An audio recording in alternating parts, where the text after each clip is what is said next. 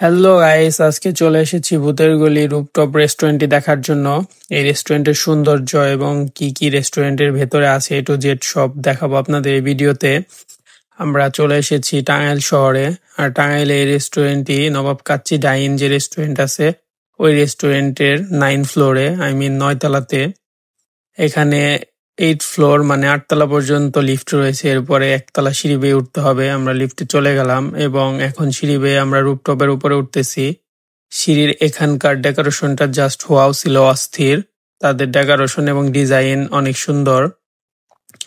তো ভেতরে ঢোকার পর আমি পুরো অবাক হয়ে গেছি যে এখান থেকে টাঙ্গাইল শহরের ভিউ এত সুন্দর দেখা যায় যে এটা মুখে বলে কিছু বলা যাবে না। আপনারা নিজের চোখে না দেখলে এটা উপলব্ধি করতে পারবেন না। এখানে একটি জুস বার রয়েছে, আর এখানে একটি টিকটকারদের জন্য একটি টিকটকার টেবিল রয়েছে। এ পাশের ভিউটাও জাস্ট ওয়াও ছিল, এক কথায় অস্থির। এ পাশ থেকেও পুরো টাঙ্গাইল শহরে ভিউটি দেখা যাচ্ছে। এত সুন্দর ভিউ আর ওয়েদারটা এত সুন্দর, এখানে সবাই দেখি সুন্দর সুন্দর ছবি তুলতেছে।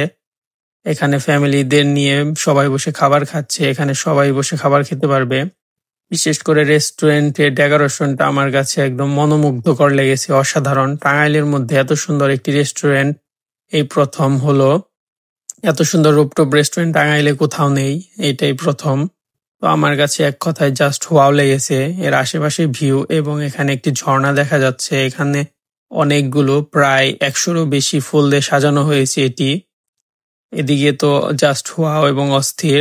এরপরে বসে পড়লাম কিছু খাওয়ার জন্য। তো আমি দুটো বার্গার অর্ডার করে দিয়েছিলাম। একটি ছিল ক্রিস্পি বার্গার আর একটি চিকেন বার্গার। বার্গারের সাইজটা এত বিশাল ছিল যে আমি একবারে মুখে দিতে পারবো না, এর জন্য এটি স্লাইস করে নিয়ে আসতে বললাম। ওনারা আমাকে স্লাইস করে দিল। স্লাইস করার পর আমার মনে হচ্ছে এখন বার্গারটা আমি খেতে পারবো।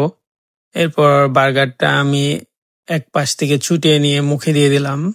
আমার কাছে বার্গারের টেস্টটা অনেক ভালোই লেগেছিল, একদম ইয়াম্মি ছিল বার্গারের টেস্টটা।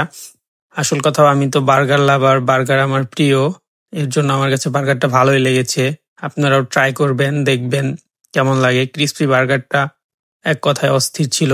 এরপরে আমি চিকেন বার্গারটা ট্রাই করতেছি।